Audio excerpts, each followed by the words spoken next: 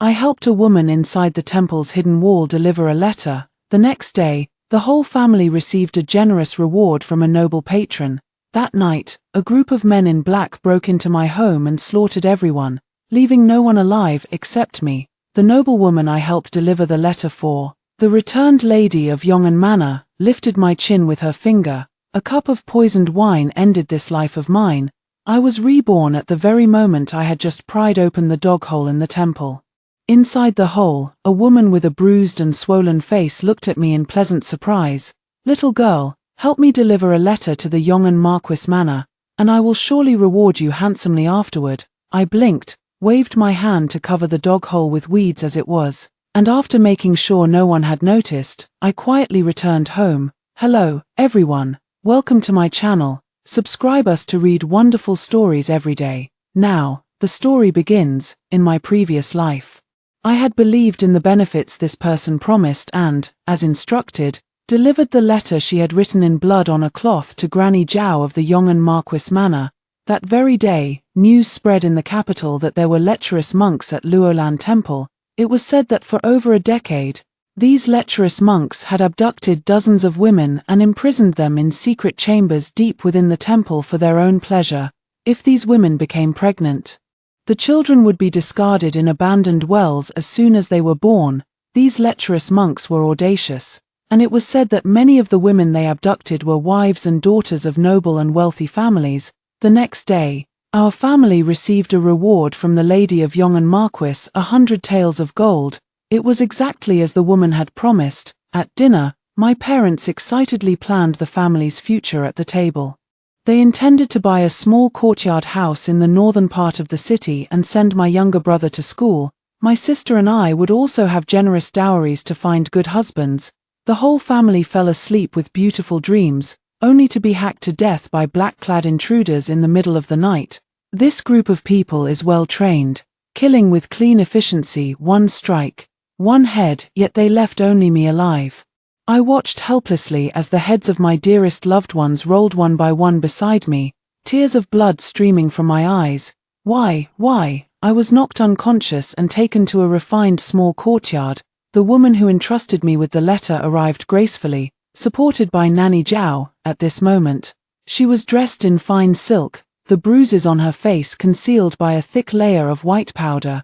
Her dark hair was swept up into a high chignon, secured by a gold filigree peacock hairpin inlaid with emeralds, exuding an overwhelming air of nobility. There was no trace of her previous disheveled state. Her fingers, painted with blood-red nail polish, lightly lifted my chin, her eyes filled with madness and cruelty. "With your lowly status, how dare you presume to be my benefactor? Then I grant you and your family eternal riches underground." A cup of poisoned wine ended my life.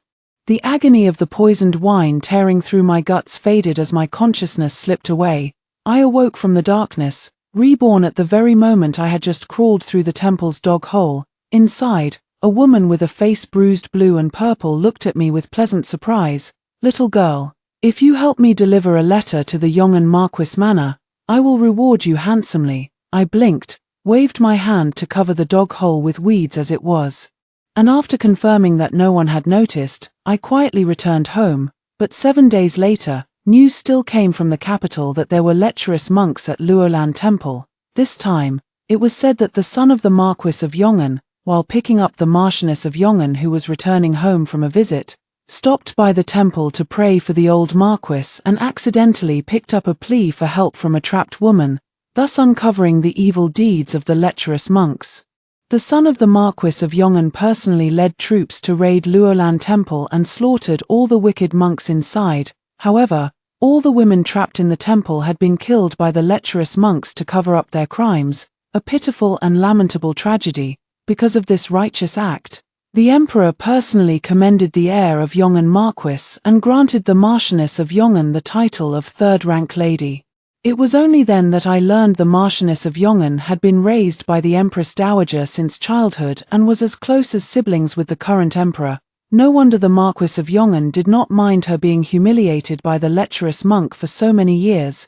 After learning this news, I felt a vague unease in my heart. I hurried home and only breathed a sigh of relief upon seeing my parents, elder sister, and younger brother safe and sound.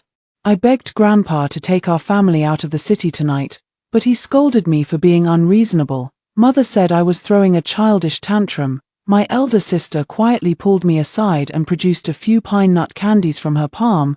Be good, Liana, don't trouble father and mother. Keep these for yourself and eat them quietly, don't let little brother see.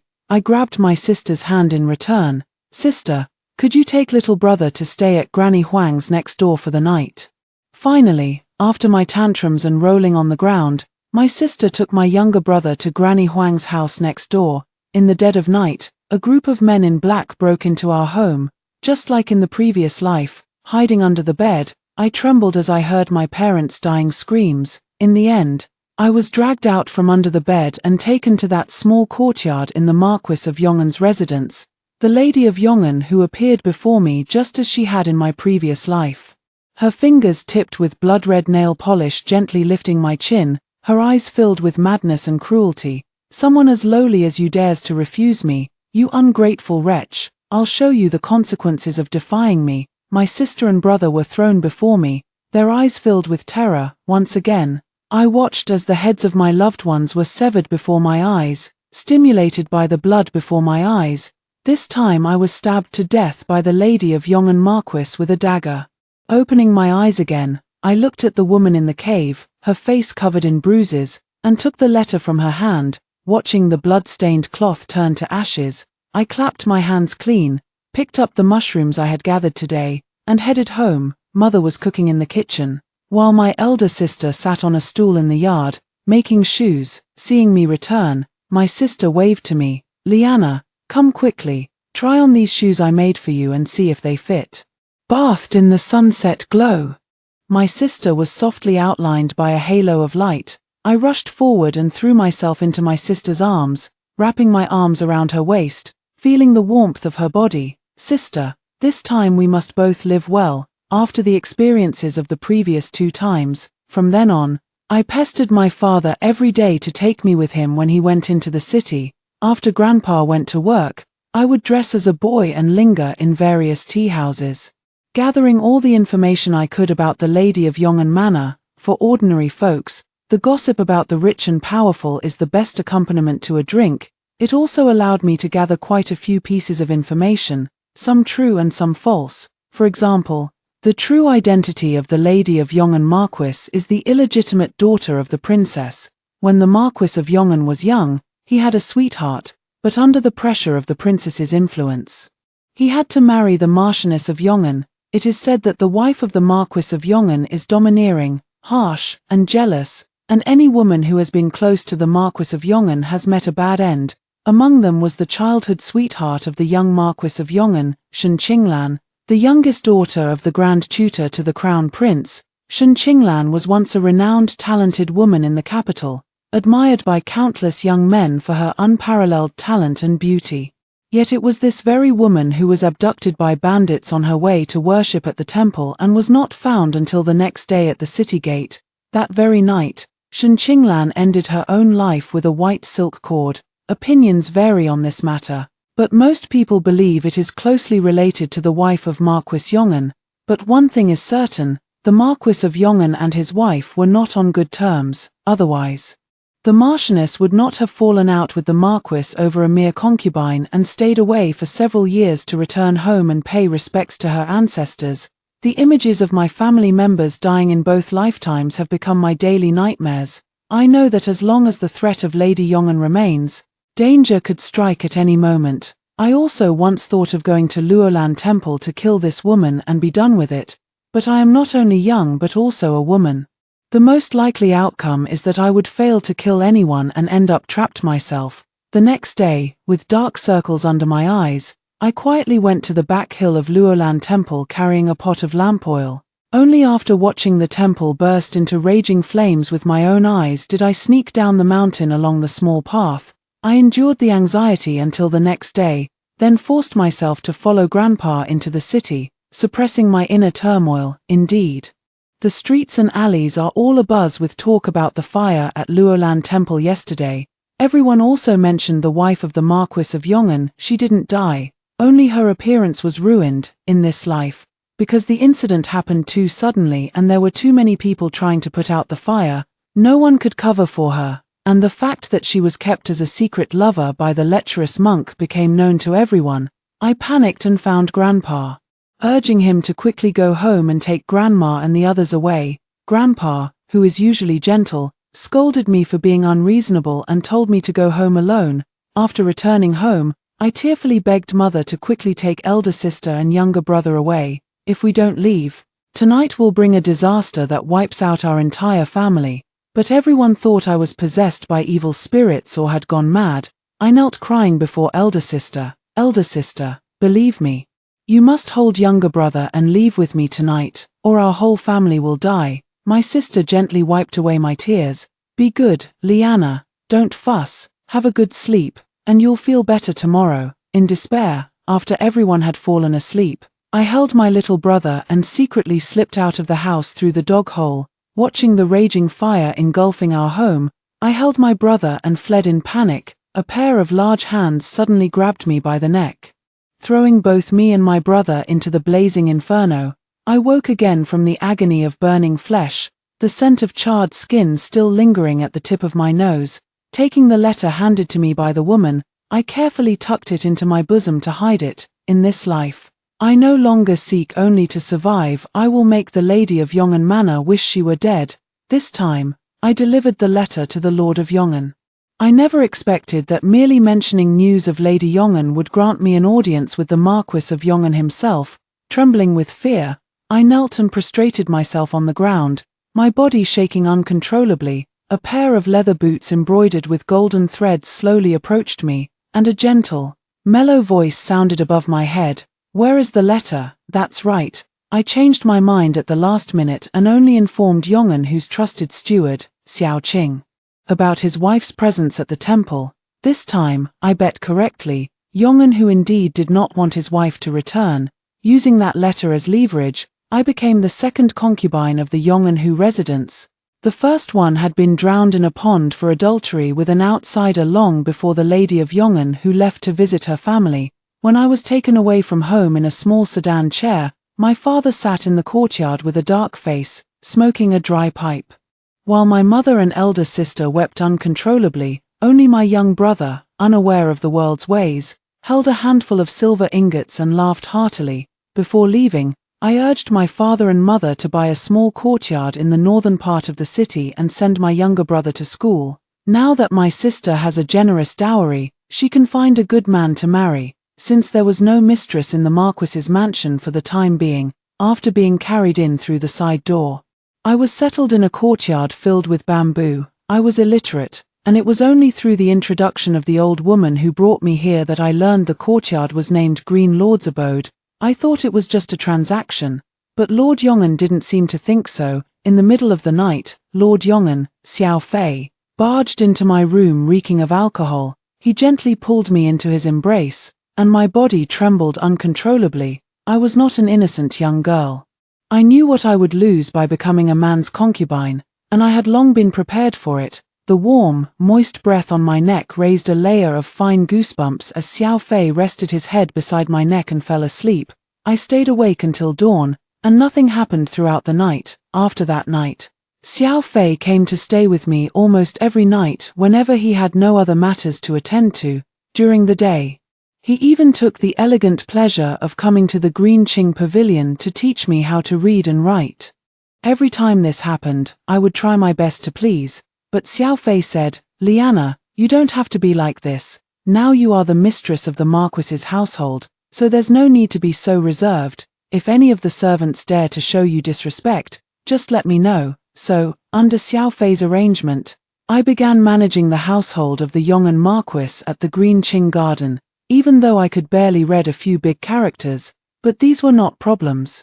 As there were experienced matrons to assist me from the side, I was merely putting on a show. The life of wealth and comfort is alluring, but I constantly remind myself to stay vigilant. All of this was exchanged for that one letter. The wife of Marquis Yongan, Chu Xining, is still alive.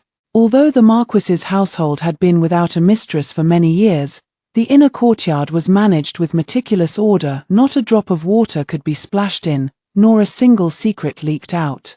My every move is being watched in secret, so I am cautious in my words and actions, carefully studying Xiao Fei's preferences. For example, he likes me best in white and green dresses, and he dislikes it when I wear too many gold and silver hairpins, saying they are too vulgar. He most enjoys holding my hand and writing or drawing on the desk. When moved by affection, he would whisper "my dear" in my ear. This darling is so tender and affectionate, it makes one's thoughts wander. Every time this happens, my earlobes turn slightly red, and I lower my head in shy embarrassment, but this time, it was different from before. Suddenly, my right earlobe was enveloped in a warm, moist sensation, startling me with such shy surprise that I couldn't help but lean slightly to the left. A chill touched my earlobe, startling me. Before the person could leave, I quickly turned and wrapped my arms around Xiao Fei's waist, burying my face against his chest. Shyly, I murmured, "Please have mercy on me, Marquis, Herr Tilda." Xiao Fei's voice remained gentle and mellow, but the warmth was gone. The cool breeze from the open door snapped me out of my daze. This is actually an opportunity, although it's quite risky. It took about half an hour before I returned to Green Bamboo Court in a daze from Xiao Fei's study. Even within the Marquis's household, few knew that there was a secret door in the Marquis's study in the outer courtyard that led directly to the inner courtyard. Moreover, Xiao Fei disliked having others around whenever we were together, so when I emerged from the secret door with a flushed face, Nanny Lin, who took care of me, was only slightly surprised that I had returned a bit early this time. The servants in the Marquis's household were good in this regard. They never pried into their master's affairs. That night, Xiao Fei did not come. The second night, Xiao Fei still did not come. The third night. It wasn't until Xiao Fei had not come to stay with me for 7 consecutive nights that the attitude of the servants in Luqing Garden toward me began to change, with the exception of Nanny Lin, especially Fuxia, the senior maid who had been attending to me closely. Not only did she neglect her daily duties in caring for me, but she also took advantage of scolding the junior maids sweeping the courtyard to mock my lowly status, saying that even if I were draped in silk, a pheasant could never transform into a phoenix. The jewelry in the pearl box was dwindling, and though I knew who was taking it, I didn't dare say a word, until one day, a commotion broke out in the courtyard. Nanny Zhao, dressed in luxurious attire, led a group of servants as they stormed into the Green Bamboo Court with an imposing air. Seeing me, clad in a light green dress, sitting calmly in the courtyard admiring the flowers, Nanny Zhao paused for a moment, then sneered. "This is the newly arrived concubine Lian. She does have some charm, but she hasn't even served the tea to the mistress, so her status is not properly established. It's improper for her to stay here according to etiquette. Someone, quickly escort Miss Lian to the guest room. We'll make arrangements after the mistress returns and she performs the concubine ceremony." With that, Matron Zhao gave a signal, and 2 sturdy women stepped forward, each grabbing one of my arms. Xiao Fei, having just received the news, entered the courtyard to see me being dragged on the ground, my hairpins askew, my jade green dress covered in mud. "Stop!" Stepping forward, he kicked the burly woman who was dragging me aside, one by one, then pulled me into his embrace, his tone tinged with anger. "Nanny Zhao, I respect you as an elder by the lady's side, which is why I've shown you some courtesy, but have I indulged you to the point where you no longer know your place?" Nanny Zhao remained unperturbed, performing a proper curtsy to Xiao Fei with due respect, reporting to the Marquis, "The lady has not returned, and the reason, I presume, is clearer to you than to this humble servant. Though I am of little talent, whatever I have today is all thanks to the grace of my benefactor. Even after following the lady from the palace to the Marquis' residence, I have always adhered to the teachings of my benefactor, staying within my bounds and never daring to overstep or show disrespect. You, after all." Xiao Fei was still wary of the distinguished guest that Nanny Zhao had emphasized with a deliberate tone. She snorted and carried me out of the Green Qing courtyard. From that day on, I moved from the Green Qing courtyard to a side room next to Xiao Fei's study. It turns out that in this vast inner courtyard of the Marquis's residence, even without a mistress, Xiao Fei still couldn't call the shots. How interesting. The day after I moved out, I learned from the newly assigned maid, Kui Dai, about the tragic fate of Fuxia, who had been beaten to death. Seeing my face turn deathly pale, the little maid finally stopped her tale and left contentedly to ask Nanny Zhao for a reward. She didn't know, however, that this was already the third time I had heard her recount Fu Xia's death. The first time was after I had been cold-shouldered by Xiao Fei, and Fu Xia, who had always harbored ambitions to rise in status, could no longer contain herself. It's often said that it's better to marry a servant from a noble house than a daughter from a common family. As a homeborn servant of the Marquis's household, raised by the old Marquise herself, Fu Xia was not exactly a master of the arts but skilled in all of them, and her aspirations knew no bounds. It was only due to the pressure from the Marquis's wife and the fate of the previous concubine that she restrained her thoughts. After many years, the wife had not returned, and rumors of her death had long circulated in the Marquis's household. Coupled with my own success as an illiterate country girl rising to power, it gave Fu Xia, who had been waiting in vain to marry, a glimmer of hope. Her little schemes were not hidden from me in the slightest. But unfortunately, Xiao Fei's eyes had never once fallen upon her. In truth, Xiao Fei's eyes had never truly seen me, Liana, either. He was only looking through me at another person, Shen Qinglan, courtesy name Luqing. Fu Xia did not know that even the most beautiful colors, to these high-ranking individuals, were merely like a domestic animal with a fine coat. Yes, just livestock, not even considered a pet, who would care about a brightly feathered chicken in a henhouse. Fu Xia didn't understand. She thought she had leverage, using the jewelry she stole from me to bribe Nanny Zhao. The clothes and jewelry that Xiao Fei gave me were all made in the style that Shen Qinglan used to wear, and the last time they appeared before Nanny Zhao was on that concubine who was drowned in the pond. Nanny Zhao was an old servant brought out of the palace by Lady Chunning, the wife of Yong'an Marquis. How could she be easily deceived by sweet talk? First, she had Fu Xia beaten half to death, extracted my background from her, and then stormed into Luqing Garden with her people. That time, Xiao Fei didn't make it in time. After being forced to drink medicine by Nanny Zhao, I was drenched with icy well water and locked in the woodshed. In my final moments, burning with fever yet shivering uncontrollably from the cold, the little maid, Suejia, slipped quietly into the woodshed and told me about Fu Xia's fate. She ended by imitating Nanny Zhao's tone. People are born into 3 classes and 9 ranks. How dare a lowly wretch covet what doesn't belong to her? She deserved to die. She told me that the rewards and punishments of the noble are both blessings. The second time, I did not avoid Xiao Fei's affection. After a night of intimacy, my daily necessities and lifestyle improved significantly.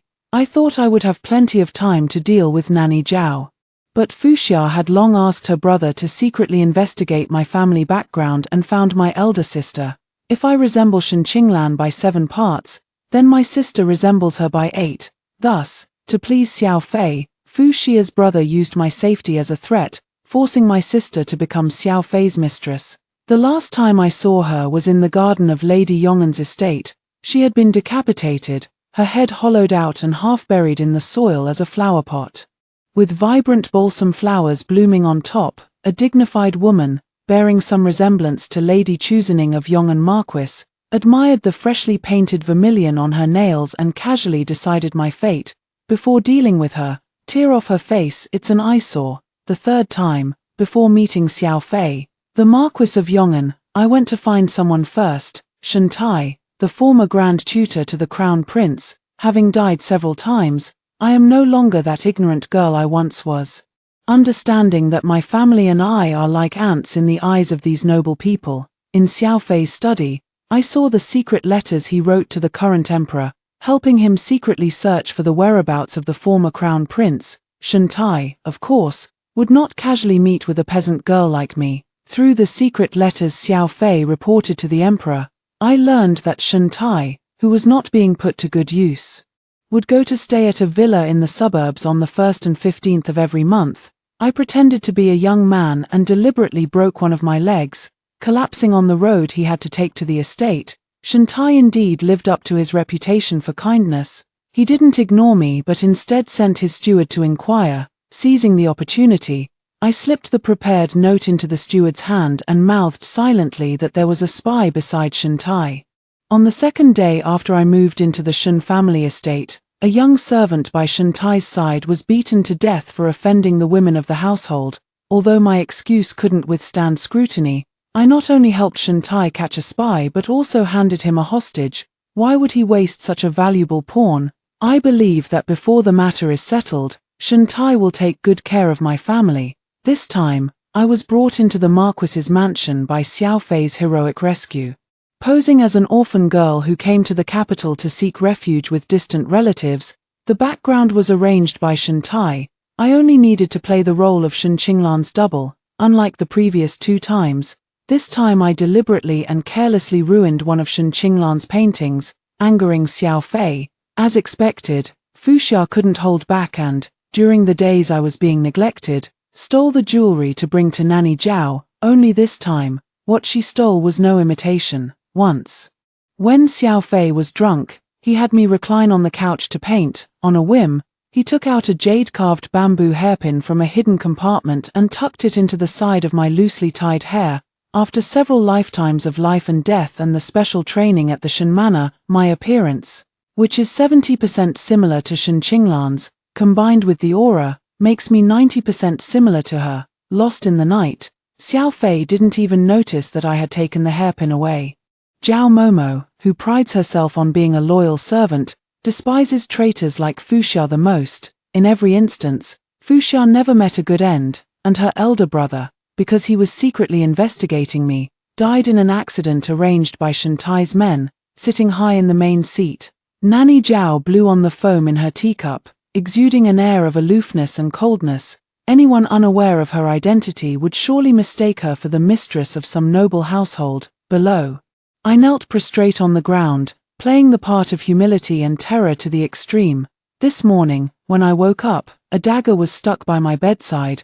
The dagger was smooth, sharp, and devoid of any flashy decorations. It was a tool meant for killing.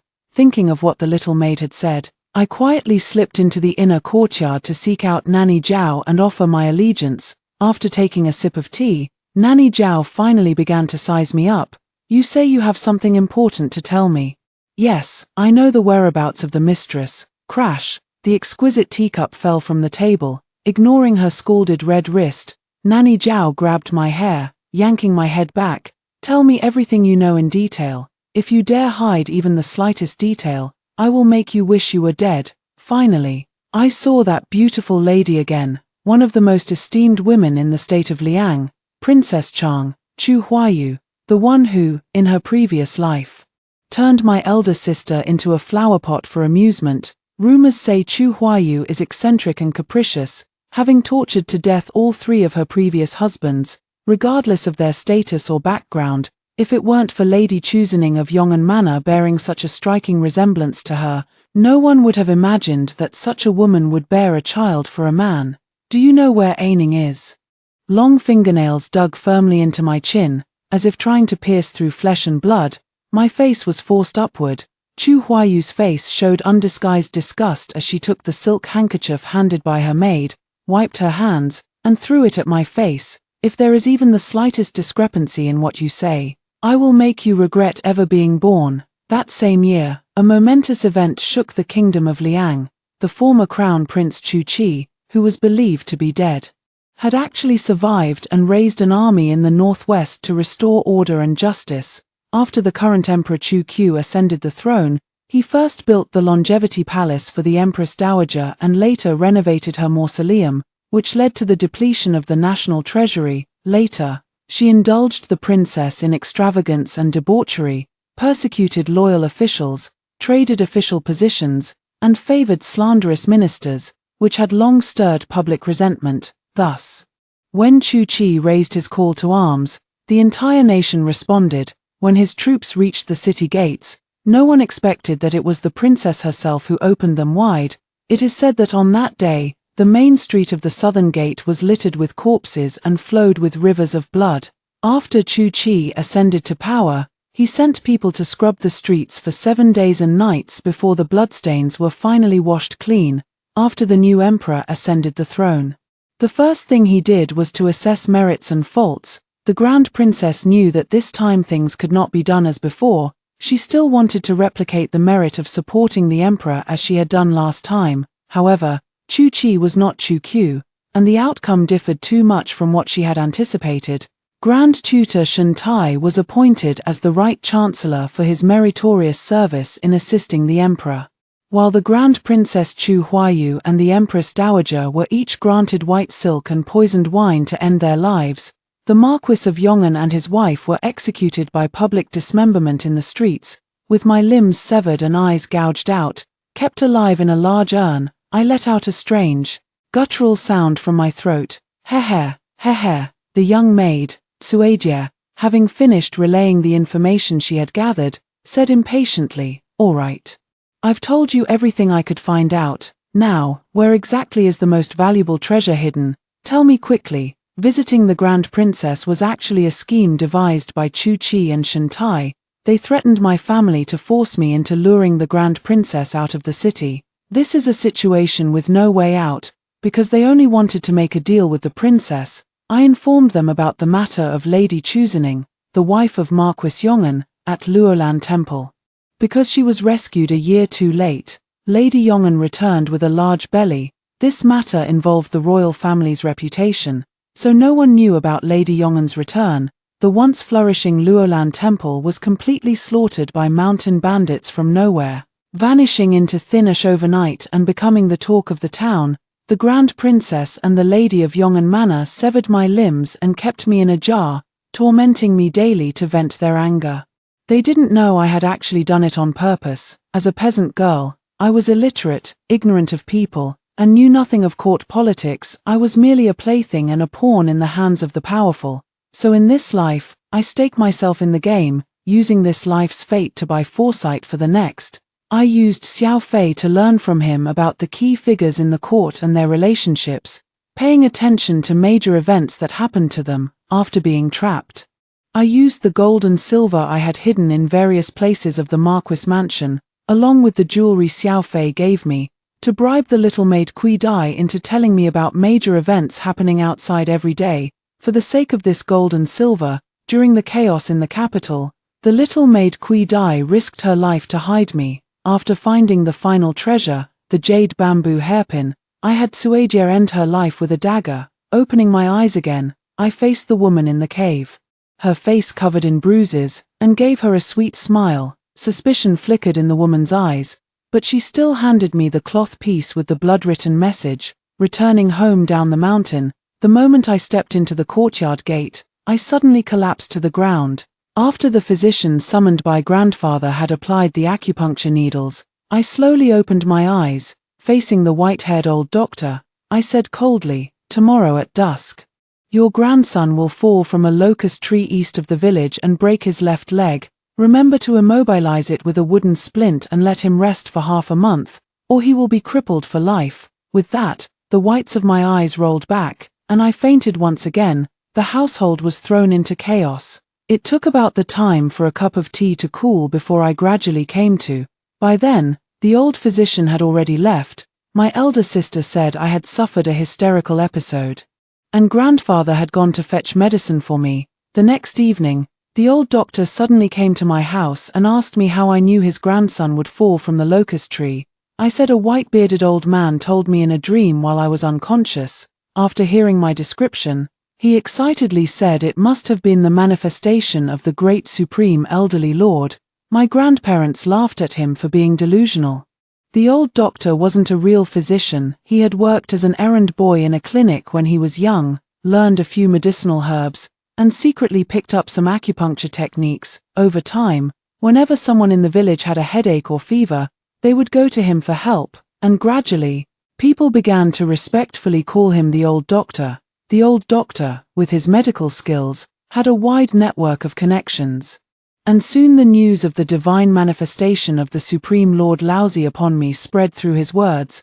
More than half a month later, I said to Gui Nyo, with whom I often played, "Tomorrow when your grandpa goes up the mountain, tell him not to go to the north side of the forest. There's a black bear there, or he might get killed by the blind bear." Gui Nyo's face fell.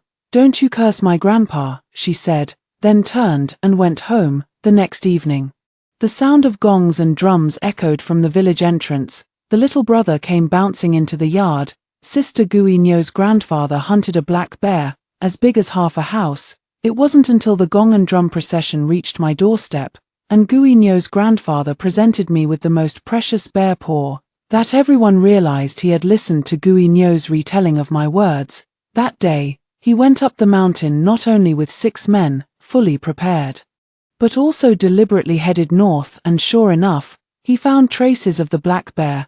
Just thinking about how he had originally planned to go alone to retrieve the prey from the trap sends a chill down my spine. After that, I predicted that the village chief's son would pass the imperial examination at the county level, and that the top scholar of this session would have the surname Tong.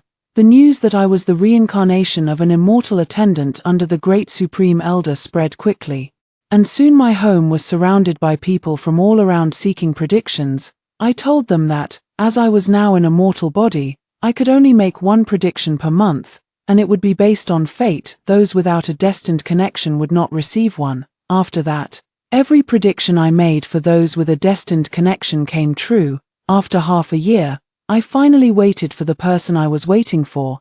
The first to visit was not the Grand Princess, but Shuntai. Interestingly, he didn't ask about anything, just drank tea, played chess, and chatted with me, back and forth.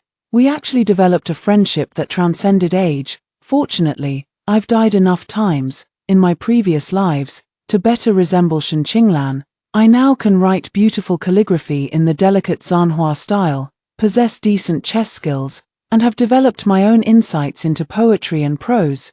Yet, traces of Shen Qinglan are evident in all of these. These accomplishments wouldn't be unusual for any young lady from an official's family, but the catch is that I was a farm girl who couldn't read until the age of 14, and no one in my family was literate. All of this has been attributed to my being the reincarnation of an immortal attendant under the great supreme elderly lord. With Shuntai's protection, my family's status also rose accordingly. My younger brother was sent to study at the Shun family's elementary school. My grandfather and mother no longer had to work for others. They fulfilled their wish by opening a small pastry shop in the capital. My elder sister also secured an excellent marriage proposal, with the other party being a scholar from a farming family recommended by Shuntai, who is both virtuous and academically outstanding, and has now become a Shotei, a successful candidate in the imperial examination at the county level. This September was the hottest year in Liang Kingdom. Yet I made a bold prediction. In October, the capital will see snowfall, and the streets will be littered with the starving dead. Once the prediction was made, many commoners grew anxious, and people began hoarding grain frantically. The price of grain in the capital soared. Shuntai's political opponents came forward, accusing the other side of using me to spread bewitching words and disturb the people's hearts. In the imperial prison, I met the Grand Princess. She was as extravagant as I had seen in my previous life. To prevent the filth of the prison from soiling her feet, beautiful maids laid thick carpets from the entrance all the way through, and the carpets were further covered with thick layers of petals, all because she found the air here foul. Every few feet along the carpet, ice basins were placed to cool the air. One prisoner, drawn by the chill, moved too close to one and was immediately executed by the princess's guard. The cleanliness-obsessed princess, for once, did not disdain the filth. Instead, she praised the guard, remarking on the elegance of the blood spray when he drew his blade through the prison bars. The princess looked down at me from her lofty position. "I hear you can make judgments." "Yes, Your Highness the Princess. Although I dislike your face very much, if you are truly as accurate as the rumors claim, I can grant you a dignified end." I looked up at her, my eyes devoid of sorrow or joy, fear or worry, leaving only indifference. "Your Highness has come for the Lady of Yong'an Manor, I presume." "How dare you? How could someone like you presume to guess the thoughts of the Princess Royal?" As the matron-in-waiting scolded me, a long sword was pressed against my neck. Its blade gleamed darkly, a fine weapon for killing. Blood trickled down my neck, yet I remained seated upright, my expression indifferent. The Princess Royal let out a light laugh, truly eloquent and decisive. "My affair with Ninga has long been no secret. You're making too big a fuss over it. Lian Xiantong, please give me a judgment," I said coldly. "This month's quota for judgments has been used up. Please come back at the end of next month." "Princess, how dare you?" The long sword pressed against my neck cut half an inch into the flesh. a long line of blood staining the white robe I wore. My seated posture remained completely unmoved. The Grand Princess narrowed her eyes and said, "In that case, let the Lotus Immortal Child rest well here. I shall return next month." After the Grand Princess left that day, the floor of the prison where I was held echoed with screams one after another. All the prisoners, except for me, were executed. In the early days of the 10th month of the 6th year of Yongjing, the originally scorching capital suddenly turned cold. Overnight, a heavy snowfall like goose feathers transformed the entire capital into a crystalline palace of jade. The name Lotus Immortal Child spread throughout the Liang Kingdom. Emperor Chu Qiu personally received me. Gazing at the heavy palace walls before me, I suppressed the excitement in my heart and followed the eunuch guide at a steady, unhurried pace. I had finally reached the pinnacle of power in the Liang Kingdom. Regarding this once-in-a-century snow disaster, the emperor asked me for a solution. In front of all the court officials, I replied, "A blood sacrifice." The entire court was in an uproar. Some said I was spreading heresy to deceive the masses, some said it violated the harmony of nature, and some called me a wicked heretic. I was once again thrown into the imperial prison. Late at night, the emperor arrived with his close attendants. After a secret conversation lasting 1 hour, the emperor left satisfied. On the 15th day of the 10th month of the 6th year of Yongjing, the emperor took all the imperial relatives except the Empress Dowager to Luolan Temple to pray for blessings, hoping that his sincerity would move the heavens to end the heavy snowfall soon. The area within 10 miles of Luolan Temple was cleared, and the monks inside, sitting in rows chanting scriptures, were unaware that they were to be the sacrificial offerings in a blood ritual. When the emperor's guards placed their swords against the abbot's neck, Princess Chu Huayu's expression changed.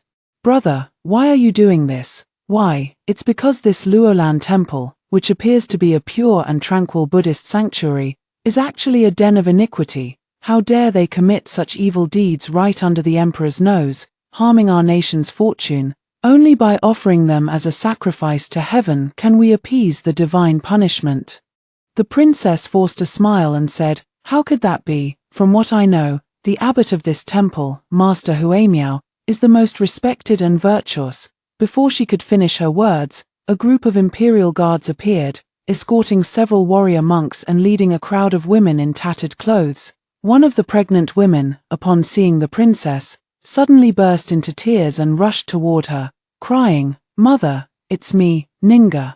Who would have thought that Lady Chuzi Ning of Yongan Marquisate was actually the daughter born from the illicit affair between Princess Chuwayu and the monk Huamiao? And this Huamiao was quite a character, a lustful and indulgent man, yet aside from the princess bearing him a daughter, he fathered no other children. Huamiao, for some unknown reason, actually came up with the idea of binding his own daughter inside the temple and having his disciple father a child with her to continue the family line. It was precisely because of this that, although the Grand Princess was aware of the misdeeds of Luolan Temple, after the disappearance of the Yongan Marquis's wife, Chu Xining, she searched all over the capital without ever suspecting that Hui Miao would abduct his own biological daughter. The Grand Princess's family was reunited. And the Emperor was both moved and exhilarated. He never expected that I could foresee events with such divine accuracy. The most crucial part of the blood sacrifice has been set in place. That is, a family of 3 with royal bloodline is needed to appease the wrath of heaven. The eldest princess had long been defying moral norms, but never so blatantly as today, right before everyone's eyes, relying on her merit in supporting the emperor's ascension and the backing of the Empress Dowager. She had wronged every member of the royal family except the emperor himself. Astute observers had already guessed the emperor's intention in bringing the royal relatives and their families here, so no one came to her aid. Seeing the emperor's determination, the princess angrily rebuked him. "If it weren't for my mother, how could you have come this far? If not for..." The chief eunuch gave a signal to his subordinates, and immediately someone stepped forward to gag the princess. To avoid any mishap, Huamiao and the Lady of Yongan Marquis were not spared either. Woo-woo. At that moment, Lady Chu Xining of Yongan Marquis noticed me standing behind the emperor. I smiled at the princess and her daughter and said, "This is a blessing bestowed by heaven. In your next life, you shall surely be rewarded." I personally lit the firewood beneath the altar, watching the raging flames reduce these beasts to ashes. Originally, the emperor intended to explain the massacre of the monks in Luolan Temple as a voluntary sacrifice to heaven for the sake of the people. How could I allow these villains to be honored with a good name? Under my persuasion, it was changed to the monks of Luolan Temple being spies from an enemy state who attempted to assassinate the emperor during his prayer, with the elder princess sacrificing herself to save him and unfortunately losing her life.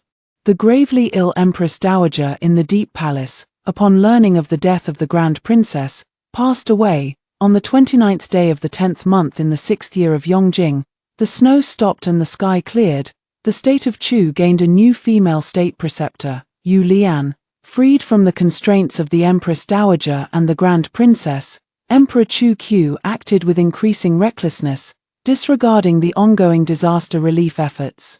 He sought to impose additional taxes to fund the construction of the stargazing tower. He wanted me to assert Chu Chi's whereabouts. On the day the stargazing tower was completed, I meditated at its peak for a full day and night, and arrived at an assertion: the dragon emerges from the northwest. 3 days later, the former Crown Prince Chu Chi raised an army in the northwest. The proclamation against Chu Q enumerates the crimes of Chu Q, detailing how he, along with consort Wen and Princess Chu Huayu, poisoned his own father, murdered his elder brother, appointed treacherous officials during his reign, and persecuted loyal and virtuous ministers. The former Crown Prince Chu Chi, surprisingly still alive, has caused a massive uproar in the already unstable court. Chu Chi's uprising in the northwest has also brought a royal scandal to light. Chu Chi and Chu Q were originally biological brothers from the same mother. Unwilling to remain subordinate to Crown Prince Chu Chi, Chu Q conspired with consort Wen and her daughter to kill their father and brother to seize power. Therefore, with a single call from Chu Chi, the entire nation responded. The moment his troops reached the city gates, the gates swung open, and soldiers and civilians lined the streets to welcome him. After the new emperor ascended the throne, Grand Tutor Shen Tai was appointed as the right chancellor for his meritorious service. Once the court stabilized, rumors spread that Shen Qinglan, was the reincarnation of a lotus. Inns and taverns throughout the capital seemed to have agreed to tell the love story of Chu Chi and Shen Qinglan. Back then, when Chu Chi was still the crown prince, he and Shen Qinglan were truly childhood sweethearts. At that time, Xiao Fei, the heir of the Yong'an Marquis, served as the crown prince's study companion, and the three of them were originally close friends in their youth. Crown Prince Chu Chi and Shen Qinglan were deeply in love with each other, consumed by unrequited feelings. Xiao Fei, for his own selfish reasons, leaked the crown prince's travel plans to Nanju, leading to Chu Chi being pursued and going missing under the hunt by Chu Q and others. Shen Qinglan inadvertently discovered the secret letters of Xiao Fei and Chu Q and was framed and murdered. Fortunately, the way of heaven prevails in the world.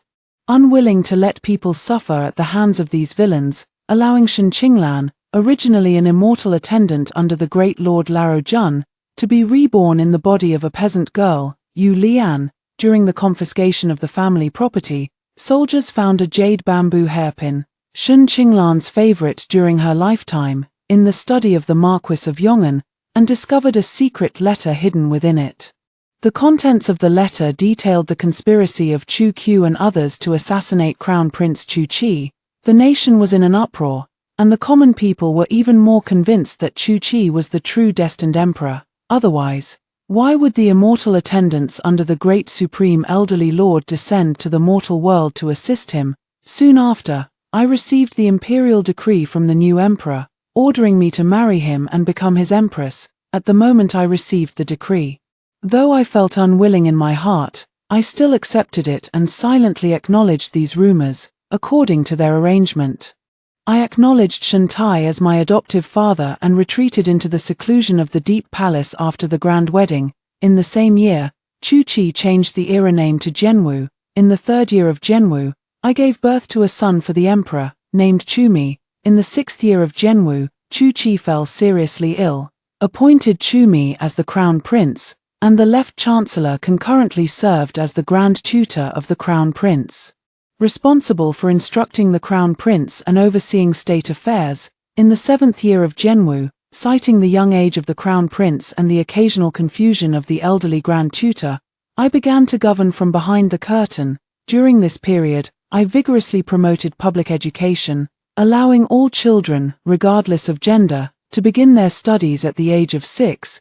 Households across the capital enshrined longevity tablets in my honor, and the common people revered me as the Lotus Mother Empress. By the 10th year of Genwu, my authority among the people had grown daily. Left Minister Shuntai publicly accused me of a hen crowing like a rooster and disrupting the court's order, leading to his assassination by radical young officials. Immediately after, Shuntai's faction was exposed for their crimes and manipulation of the imperial examinations, with someone risking their life to reveal the truth. Following this, the remnants of Shuntai's faction in the court faced confiscation of property, imprisonment, or dismissal from their posts. I seized the opportunity to install my own people in their positions. In this life, I have finally truly reached the pinnacle of power in the state of Chu. No one can control the fate of me and my family anymore. Second story. In the 3rd year of our marriage, I returned to the capital with my husband. General Liu blocked my path and scolded me. I just took her out for a walk to relax, and you run away from home. Your temper is getting worse and worse. I looked at him, puzzled, about to respond. The little girl beside me tugged at my sleeve and called me mother. In March, my husband was transferred back to the capital and brought me and the child along. While staying at the post station, I overheard a casual conversation between two people at the next table. Have you heard? 5 days ago, General Liu went horse racing in the suburbs with friends and ended up falling off his horse. He was badly injured. Hearing the familiar name, I was momentarily dazed. Unconsciously, it had been 3 years since I last saw that person. My husband Jilin is not from the capital and has no property here. He rented a small courtyard in advance and bought 2 maidservants. Only then did the family settle down, in the first few days after arriving in the capital. Jilin was busy visiting his superiors and colleagues. I had nothing to do at home, so I also went to catch up with old friends. That day, Jilin was busy at the Ministry of Revenue until very late. I had just put my daughter to sleep when suddenly there was a thunderous knocking at the door. The maid hesitated about whether to open the door. In the past, when Jilin returned late, he never knocked so forcefully. Lu Chiue, open the door, a familiar voice called out. I instantly knew who the person outside the door was. I waved the maid away, put on my clothes, and went to open the door. Lu Yun stood outside the door, his face pale, the bandage on his head already stained with blood. Perhaps because of his injury, his expression was rather displeased. How did you get here? You've really made something of yourself, Lu Chiue. I hadn't finished speaking when Lu Yun interrupted me. He walked straight into the courtyard, looking around, to spite me. You even resorted to running away from home. You must have spent a fortune to find such a shabby place. Jilin had passed the imperial examination as the top scholar and had only been an official for 2 years. There wasn't much money left at home, so naturally, we couldn't rent a decent house. What surprised me, though, were Lu Yun's words. What did he mean by saying I ran away from home out of spite towards him? Back when I left the Lu residence, I had deceived everyone by claiming I was returning home to marry my childhood sweetheart from the same village. At that time, Lu Yun's face was tense, his eyes filled with rage. He uttered a harsh threat at me. Lu Chiue, get as far away as possible, and never let me see you again. The argument from 3 years ago is still vivid in my mind, but at this moment, Lu Yun acted as if all those disagreements had never happened. Seeing him about to enter the inner room, I quickly stepped forward to block his way. Lu Yun, what are you doing? Go back at once. If the neighbors were to see me entangled with a strange man late at night, where would I ever put my face after that? Lu Yun stopped in his tracks, looking down at me. He raised his hand as if to touch my face. I took several steps back in fright, glaring at him with a guarded expression. Lord Lu, I am no longer a member of the Lu household. Please show some self-respect. Lu Yun not only didn't get angry at my words, but actually laughed. All right, I know you're upset. Isn't that why I'm here to coax you? I just spent a few days accompanying Yuan Wn to relax, and you're making such a fuss. I originally wanted to give you the cold shoulder for a few days to make you reflect, But who knew you'd be so stubborn you didn't even come to see me when I was injured? His gaze drifted from my face and slowly settled on my stomach. The originally impatient tone softened a bit. I've heard that pregnant women tend to have a bad temper, so I won't argue with you this time. I've discussed it with Mother. Since you want the child, then go ahead and have it, but given your low status, it would be better to raise the child by the main wife's side in the future. He kept chattering on by himself. I sensed something was off. Pregnant, that was 3 years ago. So, is Lu Yun suffering from amnesia? Lu Yun. I quickly interrupted his nagging. Are you mixing things up? I'm 23 this year, and I left the Lu residence 3 years ago. Upon hearing my words, Lu Yun looked slightly surprised, but soon, he returned to his usual nonchalant demeanor. I know you're just playing around with me like the others. What 23? Lu Qiue, you're clearly 20 this year. As he spoke, he tried to step forward to hug me, but I quickly dodged again. Repeated dodging made Lu Yun somewhat displeased. Lu Qiue, I've already lowered myself to coax you. That's enough. Don't act all high and mighty with me just because you're pregnant. I'm serious. I left the Lu residence 3 years ago and got married. I was getting a bit anxious. This Lu Yun was really stubborn. In response, Lu Yun let out a scornful laugh. You're getting better at making up lies. Do you really think I'd believe that? Lu July, you've been with me for several years. Can you really leave me? Though phrased as a question. The tone was utterly certain. Yes, everyone thought my talk of leaving was just a joke, an attempt to manipulate Lu Yun. After all, I am already Lu Yun's person. Where else could I go without him? At the age of 5, the village was hit by a flood. I followed my parents, my younger brother, and a large group of refugees, beginning a life of wandering with no fixed home. Since we didn't have much food with us, my 3-year-old brother cried all day long. My parents had no choice. While I was asleep, they sold me to a human trafficker for 200 copper coins. Later, I was bought by the butler of the Lu residence and became a servant of the Lu family. Madame Lu had only one child, Lu Yun. She doted on him as if he were a precious treasure. Lu Yun was the same age as my younger brother, and no one in the entire Lu residence dared to provoke him. Perhaps it was because I was used to coaxing my younger brother before. The soft sword I made from grass unexpectedly caught Lu Yun's particular favor, so Madame Lu transferred me to Lu Yun's side to take care of his daily needs. Lu Yun had a bad temper. When happy, he calls me sister. When unhappy, he makes me kneel in the courtyard for hours. The name Lu Qiue was given by him, because I came to the Lu family in July, when Lu Yun was 10 years old. He went to study at the academy with a group of his young friends. Lady Lu was worried, so she asked me to accompany him. That day, Lu Yun flew into a terrible rage, all because his friends teased me, calling me his child bride. Perhaps feeling ashamed, Lu Yun pushed me hard to the ground.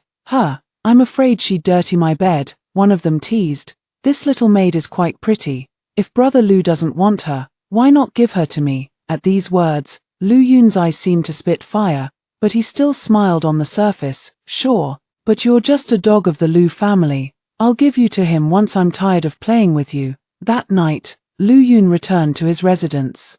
He made me kneel outside his room for the entire night. For the next 2 days, he didn't allow anyone to give me food. He stood at the door, looking down at me from above. Lu Qiue, since you enjoy flirting with men so much, kneel here and let everyone have a good look. I knelt all night and went hungry for 2 days, until I finally fell ill. In my daze, Lu Yun came to see me. He sat by my bedside, his expression cold and indifferent. Do you know you were wrong? I quickly nodded.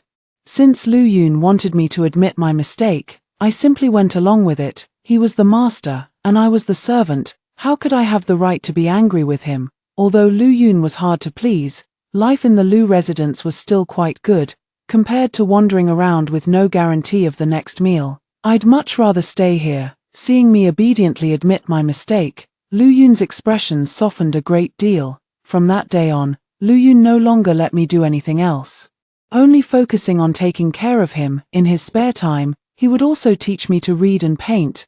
When Lu Yun was 16, a young lady from his mother's side of the family came to the Lu residence. Yuan Wan's father was assigned to a provincial post. The journey was long, and he couldn't bear to see his daughter suffer. So he sent her to the Lu family. The moment Yuan Wan appeared, She instantly captured everyone's attention. She was beautiful and graceful, with every movement exuding the poise of a young lady from a noble family. The servants in the mansion all liked Yuan Wn very much. Occasionally, I overheard the servants discussing. They said that the Lu couple were already discussing arranging a marriage between Lu Yun and Yuan Wn. As for Lu Yun, I think he likes Yuan Wn too. The two often discussed poetry together, and on Lu Yun's face, there was a tenderness I had never seen before, until that day, when the two of them had an argument for some unknown reason. I happened to be passing by them, carrying a pile of clothes. Seeing me approach, Lu Yun pulled me into his arms.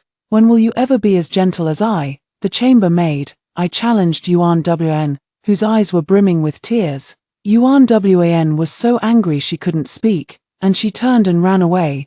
I don't know why Lu Yun would say such a thing, after taking care of him for so many years.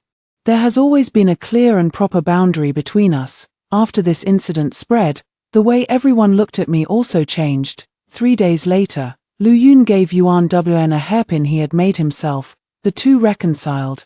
But the way Yuan Wn looked at me was no longer as friendly as before. To avoid trouble, I began to make myself scarce around them. A year later, just as the Lu family was about to arrange the marriage for the two, Yuan Wan's father was promoted and transferred back to the capital due to his outstanding political achievements. Along with the rewards that entered the Yuan family, there was also an imperial edict bestowing a marriage. Yuan Wn became the crown princess and moved out of the Lu residence.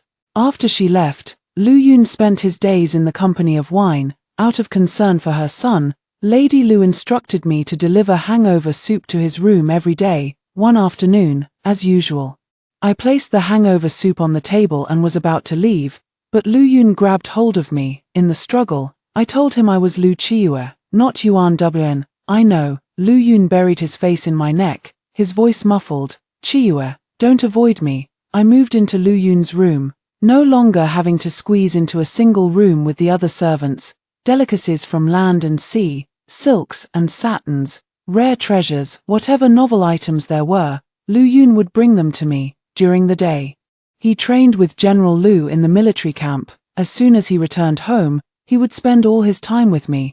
This is something I've never experienced in my 19 years of life. The dazzling array of flowers is captivating. I am indulged in the affection Lu Yun gives me. Sometimes, looking at that handsome face so close, a thought flashes through my mind: if only it could stay like this forever. On Lu Yun's 18th birthday, we had agreed to celebrate together, but he never returned home.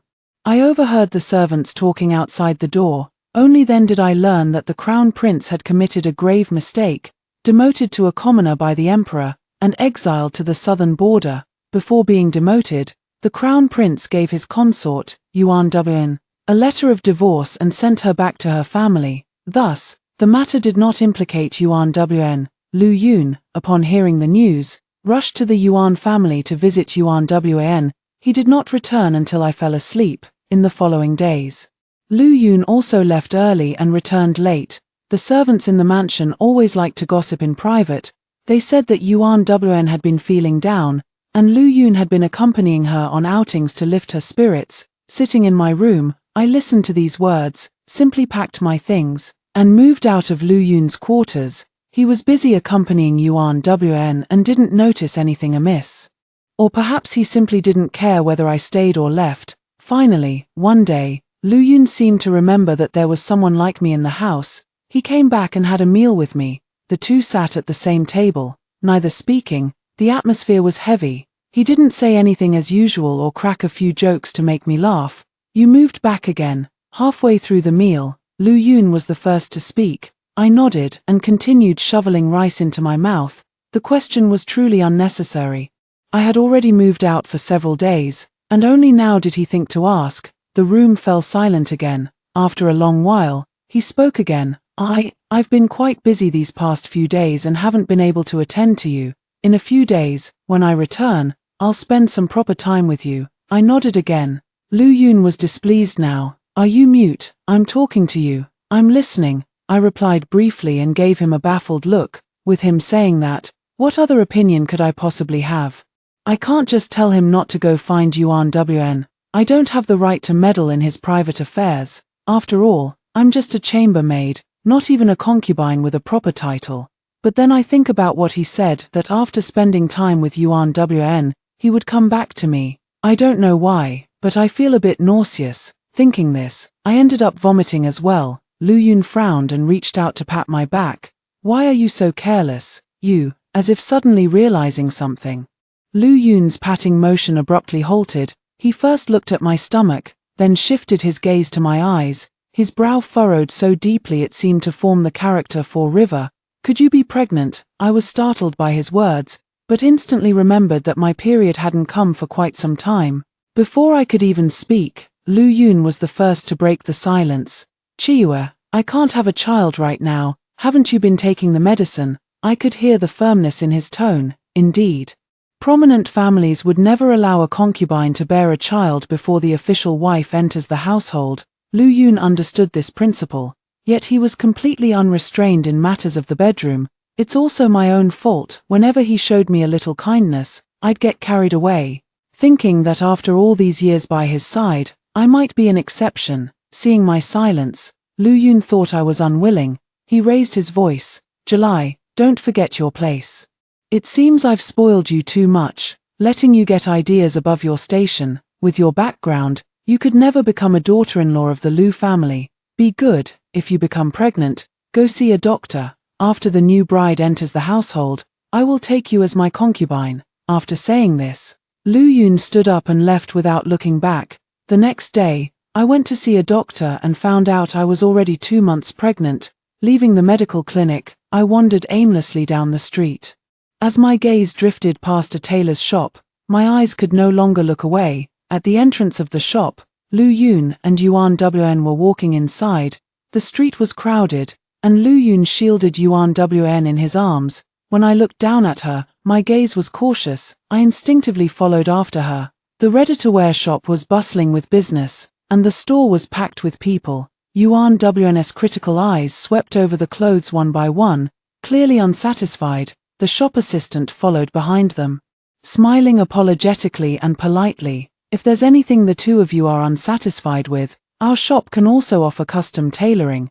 He led Yuan Wn and the other person to some fabric remnants for them to choose from. This one is quite good. Yuan Wn picked out a roll of bright red brocade. She turned to look at Lu Yun. When the child is born, we can sew 100 blessings quilt for them. Lu Yun nodded in agreement and handed over the money to buy the roll of silk. Through the crowd, I overheard their conversation. Is Yuan Wn pregnant? I didn't stagger out of the shop until their figures disappeared from sight. I turned around and went back to the medical clinic I had just visited. When I came out, I was holding a packet of medicine. It turns out, Lu Yun wasn't against having children, he just didn't want children that came from my womb. That very night, I asked Lu Yun for my indenture papers so I could leave the Lu residence. Who would have thought he would fly into such a rage? In July, where else can you go without me? I know you don't really want to leave, you're just threatening me, right? I don't want to argue with you. Get rid of the child as soon as possible, and I'll give you the status of a concubine, he said impatiently and stormed out, slamming the door. A few days later, Lu Yun brought Yuan Wn back home. He told Madame Lu that he wanted to marry Yuan Wn. She was already carrying the Lu family's bloodline in her womb. Madame Lu fainted on the spot in anger. Less than a month after Yuan Wn divorced the deposed crown prince, her son was about to marry her. If this were to get out, where would the Lu family's dignity be? The household was in chaos, but Lu Yun didn't seem to care at all. He arranged for Yuan Wn to stay in the best courtyard in the mansion. A steady stream of tonics was sent in every day. Occasionally, once or twice, he would come to sit with me. His words were always the same, repeated over and over. I ignored him, and he would leave in a huff when he felt he wasn't getting anywhere. I couldn't delay any longer. While he was out on business, I went to see Madame Lu. I lied and said that I had run into a childhood playmate from my hometown while I was out some time ago. Now that I am 20, it's time to consider marriage. Moreover, I have already secretly pledged myself to a fellow townsman. Previously, Lu Yun was always clinging to me, which had already displeased Madame Lu. She felt that I was holding him back. It made him neglect his proper duties. Now that I offered to leave, Madame Lu naturally agreed. A deed of indenture was handed to me. That very day, I left the Lu residence with my bundle. I boarded the ship, and Lu Yun rushed to the dock just in time. He grabbed me, his face dark and stormy, looking as if a tempest was about to break. "Where are you going?" "Return home, get married," I answered briefly. Lu Yun sneered. "Get married? With whom?" "Lu Chiue, with a body that's been played with like yours.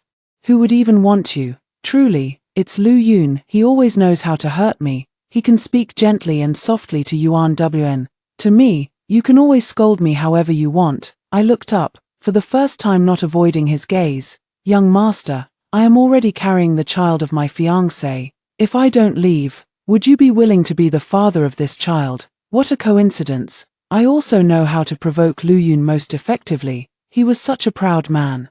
How could he bear the thought of his chambermaid having an affair with another man? As expected, Lu Yun's expression twisted upon hearing this. "You're carrying another man's child. When did this happen?" "While you were spending time with Yuan Wn and had no time to come home. If looks could kill, I would have been riddled with holes by now. So you went to find someone else." "Lu Chiue, how could you be so cheap and promiscuous?" I remained silent, enduring his fury. If enduring a few harsh words from him meant I could leave, then it would be worth it. After a long while, Lu Yun released his hand and took 2 steps back. He took out a handkerchief from his chest and wiped the hand that had touched me. "Do you know, I find you disgusting just by looking at you now. Get lost, Lu Chiue. Don't let me see you again. Otherwise, I'll kill you and that adulterer." After saying this, he turned around, mounted his horse, and left without looking back. I boarded the ship, but instead of returning to my hometown, I arrived at an unfamiliar place. Over the years, I had saved up some extra money, so I rented a small room. My neighbor, Aunt G, is a very warm-hearted person. She lost her husband early in life and raised the child all by herself. Knowing it wasn't easy for a woman like me, he often brought over some food. Once everything settled down, I took out the medicine prescribed by the doctor earlier, boiled it, and drank it all. Lying in bed, it wasn't long before a tearing pain spread from my lower abdomen throughout my body. Before I passed out, I seemed to hear a frantic knocking at the door. Later, I learned that I had taken too strong a dose of medicine that day, causing my body to bleed. Aunt G's son, Ji Lin, had been sent over to deliver something and found me unconscious, frantically calling for a doctor. Later still, Aunt G passed away. Ji Lin achieved the top score in the imperial examination. He requested an official post away from the capital, citing the need to observe mourning for his parents. The emperor approved his request. Ji Lin returned to his hometown with great fanfare and became the local magistrate. He asked me if I was willing to marry him. Memories of the past flashed before my eyes one by one. I looked at the man in front of me, my heart already devoid of any emotion. Lu Yun, 3 years ago I obtained my freedom papers. At that point, we no longer had any ties. Lu Yun was silent for a long moment, as if digesting my words. "Do you think I would believe that? How could you get married? We've been together for so many years. How could you bear to leave me?" Seeing that he still didn't believe me, I felt a headache coming on. "Mother," a drowsy voice came from behind. Afu had woken up at some point, rubbing her eyes. She wobbled over to me and hugged my leg. Li Yun's gaze fell upon the little figure before him, as if lost in thought. "Is this my daughter?" "Me, Lu Yun. Are you out of your mind? I've already told you I'm married. This child's surname is Ji, not Lu." I was getting annoyed. It seemed Lu Yun hadn't just lost his memory, he must have hit his head and gone completely mad. Seeing that my expression didn't seem fake, Lu Yun put away the smile on his face. The courtyard was unlit, and he was almost blending into the darkness. "With the surname Ji, Lu Chiue, you dare to have a child with someone else behind my back?" His voice was full of sternness, which immediately frightened Afu to tears. I held my daughter in my arms with a pained heart. Soothing her gently, Lu Yun fell silent. I wanted to go back into the room, but he blocked my way. Amid the stalemate, a voice came from the doorway. "Lord Lu visiting so late at night. What brings you here?" I instinctively turned around to see Ji Lin standing at the courtyard gate, having returned at some unknown time. He had attended the morning court sessions for several days, so it seemed he knew Lu Yun. Ji Lin walked over and took Afu from my hands, although he was a civil official. He didn't have the robust physique of Ji Lin, who was a military general. Yet, standing by my side, he made me feel incredibly secure. Lu Yun stared at us intently, his fists clenched so tightly they made cracking sounds. Is he your husband? When did you marry him? 3 years ago. Ji Lin answered before I could. In April. July became my neighbor. In August, I topped the imperial examinations, and in September, we got married. Is there anything else you'd like to ask, Lord Lu? Ji Lin spoke with great detail, as if afraid Lord Lu might not fully understand. April. Lu Yun muttered this time softly. Lu Chiyue, you left my place in April, and in less than half a year, you married this man. What did our over a decade-long relationship mean to you? Lu Yun yelled at me, looking deeply hurt. Not to mention, you were pregnant with my child back then. How could you be so heartless? His words made me extremely displeased. Clearly, it was he who didn't want children. So why does it now seem like I'm the heartless one? Yes, to leave you after decades together and not want children. Lord Lu must have done something truly awful to make July so upset. Ji Lin fanned the flames from the side. I tugged at his sleeve, afraid that if he went too far, he might get beaten up. Ji Lin patted my hand and gave me a reassuring look. Watching the interaction between the two of us, Lu Yun smiled self-deprecatingly. He gave us one last look, dropped a sentence, and left my house. Lu Chiyue, this isn't over. Lu Yun's words left me uneasy for days. I was afraid he might do something to harm Ji Lin and Afu. With a sense of trepidation, I received an invitation to the birthday banquet of the Dowager of the Duke's mansion. After marrying Ji Lin, these social engagements became unavoidable. Having just arrived in the capital, I wasn't very familiar with the noble ladies and young misses from prominent families. The women were all gathered in the rear courtyard of the Duke's mansion. Not knowing a single one, I had no choice but to take a seat in a corner. I had planned to keep a low profile today, finish my meal, and head home quickly. But trouble always seems to find me on its own. Not long after I arrived, Lady Lu showed up here, and behind her was Yuan Wn. The two of them greeted the others with familiar ease. Through the crowd, they also spotted me. I was just thinking of lowering my head and pretending not to see them. Yuan Wn had already walked over. Long time no see. July, what brings you here? Did you come with your master's family? Which household are you serving as a maid now? 3 years had passed. Yet she remained as gentle and dignified as before. I took a sip of tea and did not answer her question. Now I sat there, with the maid brought from home standing behind me. The clothes I wore were no longer in the style of a servant. I refused to believe she didn't notice all of this. It was nothing more than a public humiliation aimed at me. Someone nearby noticed the tension between me and Yuan Wn and stepped in to make an introduction. This is the wife of Ji Hanlin. Ji Lin had achieved outstanding administrative accomplishments in his hometown, and this year he returned to the capital, where he was appointed by the emperor as a Hanlin academician, holding a third-rank official position. His official rank is higher than Lu Yun's. Now, the world is at peace, and the nation is prosperous and stable. For decades, the border had seen no major military conflicts. The military achievements of the Lu family were established by Lu Yun's grandfather's generation. Neither Lu Yun nor his father had ever set foot on a battlefield in the past. Lu Yun often lamented within the mansion that there was no opportunity to make contributions and achieve glory. Now the Lu family relies on the military achievements of their ancestors for protection, and the emperor favors civil officials over military ones. Gradually, it's inevitable that they face some setbacks in officialdom. Oh, so it's Madam G. Yuan Wn covered her mouth and chuckled softly. The way she said Madam G sounded quite dismissive. It's all my fault for having a poor memory. Seeing July, I was reminded of the days you used to be in Lu Yun's room. My apologies. Her voice wasn't particularly soft. Everyone present heard it clearly. In Lu Yun's room. Doesn't that imply I'm just a chambermaid? For a moment, more eyes fell upon me. I was almost amused with anger. I only entered Lu Yun's room after she married the deposed crown prince, but later when she arrived at the Lu residence, she always treated me as a maid trying to climb into the master's bed. She thought I was the one who seduced Lu Yun. I met Yuan Wan's gaze and smiled faintly. Miss Yuan, there's no need to blame yourself. Not just you, even I am reminded of the days you spent at the Lu residence when I see you. I glanced at Lady Lu beside her. I haven't returned to the capital for 3 years, so I'm not too familiar with the situation. Since Miss Yuan came with Lady Lu, should I address you as young Madam Lu?" Upon hearing this, Yuan Wan's smile nearly slipped from her face. Some of those present couldn't help but chuckle. 3 years ago, Lu Yun fought with his family for a long time in order to marry Yuan Wn.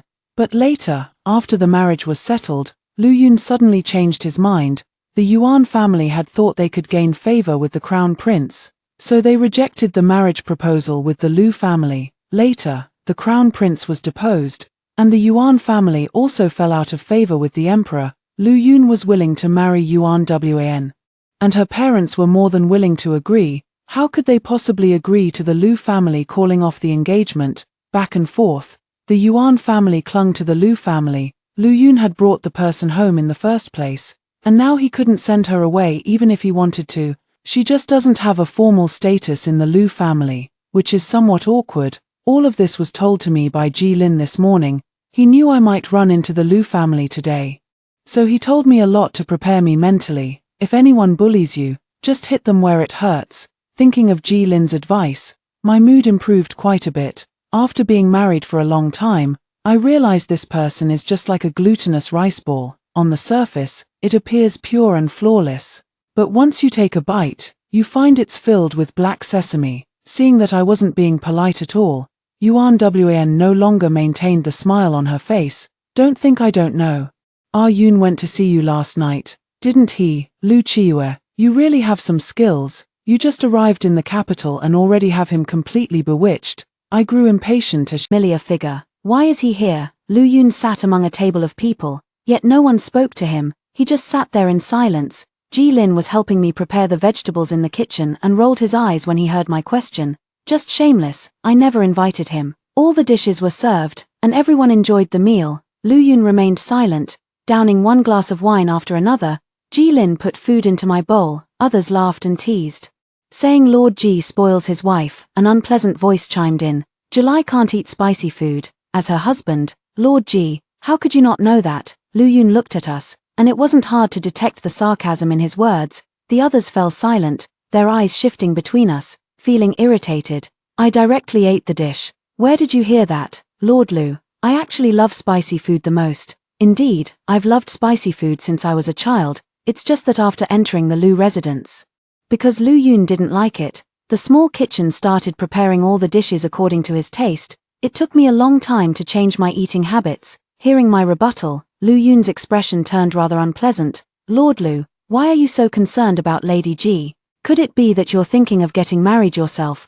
Go back and talk to your father quickly, and have General Lu choose a good marriage for you. A group of people chatted one after another, easing the awkward atmosphere at the table. As the moonlight fell, the group, having eaten and drunk their fill, stood up to take their leave. Only Lu Yun and Ji Lin remained seated, unmoving. Ji Lin's face was tinged with a faint blush. His eyes closed at the moment. I helped him up, preparing to take him back to the room. Lu Yun called out to me from behind. July, I'm drunk too. Why don't you come and show some concern for me? I don't know if it's just my imagination, but his voice sounded a bit aggrieved. Thinking of his improper behavior during dinner, I impatiently threw out a remark. Ji Lin is my husband, and who are you? Once inside the room, Ji Lin opened his eyes and pressed me against the door. His eyes were clear, not at all like someone who was drunk. This person is really persistent. He bent down and nuzzled my neck. It's rare to see Ji Lin acting so childlike. I find it rather amusing. Madam, it's getting late. You should go to bed early. The candle flame went out, and Ji Lin seemed to make quite a commotion on purpose. The sound carried outside, and I faintly heard the sound of a wine glass shattering in the courtyard. Soon, I had no energy left to worry about those things anymore. Ji Lin said he would find something for Lu Yun to do, otherwise he would always come to bother me. It happened that bandits were causing trouble in the southern mountains. They often came down the mountain to rob, making the villagers miserable. Ji Lin recommended Lu Yun to the crown prince. The crown prince nodded in agreement and went to see the emperor. The next day, the imperial decree to suppress the bandits arrived at the Lu family. Lu Yun was extremely excited and ran to my doorstep, saying he would achieve merits to show me. I was a bit worried, afraid that if he really succeeded, he might cause trouble for Ji Lin. Upon hearing my concerns, Ji Lin said with a sarcastic tone, "In your heart, are you so certain that he will complete the task assigned by the emperor?" At these words, I was instantly left speechless. I had no choice but to coax this jealous soul for a long while. July, the weather was sultry and oppressive. People on the streets all looked listless and weary, just as dispirited as the passers-by were Lu Yun and his party, who had just returned from a bandit suppression campaign. In the past, Lu Yun often lamented that he was born at the wrong time. Had he been born in an era of war, he would surely have rendered outstanding service. Yet, to everyone's surprise, he failed in this mission to suppress the bandits. A ragtag group of untrained men, driven by a fearless momentum, forced Lu Yun into a continuous retreat. In his hasty retreat, Lu Yun was even struck in the leg by an arrow. Later, it was the Crown Prince who led the troops to the rescue. He pacified all the mountain bandits by offering them amnesty. When the news reached the capital, the emperor was furious. Lu Yun's failure undoubtedly made him feel humiliated. When Lu Yun returned to the capital, the emperor directly dismissed him from his post and ordered him to reflect at home. Afu's birthday is coming soon. I went out to the street intending to buy some things she likes. While picking out items, I suddenly heard someone calling my name from behind. I turned around and found Lu Yun standing not far away. Since being reprimanded by the emperor, I heard he rarely went out. I paid and prepared to go home, yet this person kept following behind me. July, do you think I'm useless? Yes, I thought this in my heart, but didn't show it on my face. Just wanting to hurry home, Lu Yun seemed to have opened the floodgates and kept talking non-stop. July, do you hate me a lot? I know I was too harsh 3 years ago. Always staying by Yuan Wan's side and neglecting you. Chiyue, you have to believe me, I don't like Yuan Wn. Back when the crown prince was deposed, she came to me crying, saying her father was going to send her to the fourth prince. The fourth prince is cruel and violent. After all, she is my cousin. I couldn't just watch her walk to her death. That's why I wanted to bring her to the estate. I didn't really want you to leave. I was just angry when I heard you were going to marry someone else. Shut up. Seeing Lu Yun rambling on endlessly, I really had no patience to listen any longer. Lu Yun, do you think I'm a fool? The day after Yuan Wn arrived at the Lu family, she said she wasn't feeling well and asked me to bring her some food. You were there that day too. Think carefully. What were you doing in Yuan Wan's room that day? There are some things I never wanted to say outright. Because I had no status in the Lu residence at that time, I wasn't in a position to question Lu Yun, so I kept it to myself, pretending as if nothing had happened. Reminded by me, Lu Yun instinctively recalled the events from 3 years ago, but as he thought about it, his face gradually turned pale. It seems Lord Lu has remembered. After following you for so many years, I never knew you had such a preference. I spoke mockingly, deliberately emphasizing the word preference. That day, I was holding a plate of pastries and about to knock on Yuan Wan's door, when suddenly, I heard a startled cry from inside. The door wasn't locked, and as if guided by some unseen force, I peered through the crack. Yuan Wn was sitting on the table, her clothes disheveled, one shoulder partially exposed. Lu Yun stood before her, the two of them locked in a tight embrace. There was no need to think twice to know what the two of them were doing. Yuan Wn saw me and, leaning on Lu Yun's shoulder, gave me a triumphant smile. I turned around, took that plate of pastries back to my room, and vomited everything I had eaten during the day. At that time, Yuan Wn was pregnant with the crown prince's child. Now, as I look back on those memories from the past, I don't feel any hatred anymore, just disgust. After our reunion, Lu Yun acted as if he couldn't forget me, which only made me think he was utterly hypocritical. Lu Yun, you don't like me, you're just uncomfortable because the servant who attended to you for years is no longer around. Don't show up in front of me again. Compared to Ji Lin, you're not even worth his toenail. Since I said those words to Lu Yun that day, he has not come to see me again. Ji Lin gained the favor of the crown prince, and his career in the officialdom has been very smooth. The emperor is getting old and falls ill every now and then. The responsibility of overseeing state affairs fell to the crown prince. Those with keen eyes can see that a new emperor brings his own courtiers. Ji Lin is considered a firmly established close confidant of the emperor. More and more people are currying favor and sending gifts. Ji Lin bought a large mansion, and Afu was overjoyed. Winter has arrived, and the northern barbarians, due to the drying up of rivers, withering vegetation, and the mass death of livestock, have begun to invade our dynasty's border. General Lu was ordered to the battlefield, and Lu Yun went with him. However, this time, he held no official position, just an ordinary soldier. Before setting out, he sent a letter to me at the mansion. I set the letter aside and focused on helping Afu with her reading. Shortly after the new year, news of the emperor's passing came from the palace. The crown prince ascended the throne, and Ji Lin entered the cabinet. I also became increasingly busy. In the blink of an eye, it had already been a year since I arrived in the capital. The minister's household was marrying off their daughter, and I went along with Ji Lin. After dealing with a crowd of ladies and young misses, I spotted Lady Lu, whom I hadn't seen in a long while, in a corner. Streaks of silver were hidden among her black hair. Someone nearby was discussing. They said that in the border battle at the end of the year, although the barbarians were driven back to the grasslands, the Lu father and son, however, fell into the enemy's trap due to their excessive eagerness for quick success and were injured. Lu Yun broke his leg but managed to survive. Father and son returned to the capital, where the emperor bestowed some gifts upon them, then proceeded to withdraw General Lu's military authority. General Lu knew that because of Yuan Wan, his family had a rift with the new emperor. Now he was advanced in years, and his son had become disabled. He feared there would be no hope for promotion in this lifetime, so he requested the emperor to let him retire and return to his hometown, planning to go back when spring arrived. It's already March now. The Lu family will probably be setting off soon. Yes, toiling for a lifetime and ending up like this. It's truly a tragedy. Who can you blame for that? It's all because the young master of the Lu family couldn't let go and dared to covet the emperor's woman. Whispers of conversation reached my ears as I watched my daughter eating happily beside me. Suddenly, I remembered the murmurs Ji Lin whispered in my ear last night as I fell asleep. Now that the courtyard is bigger, Afu might feel lonely playing alone. Why not give her a little brother or sister? Mother, what are you smiling about? Afu's voice interrupted my wandering thoughts. I gently patted the top of her head. Afu, would you like to have a little brother or sister? I do.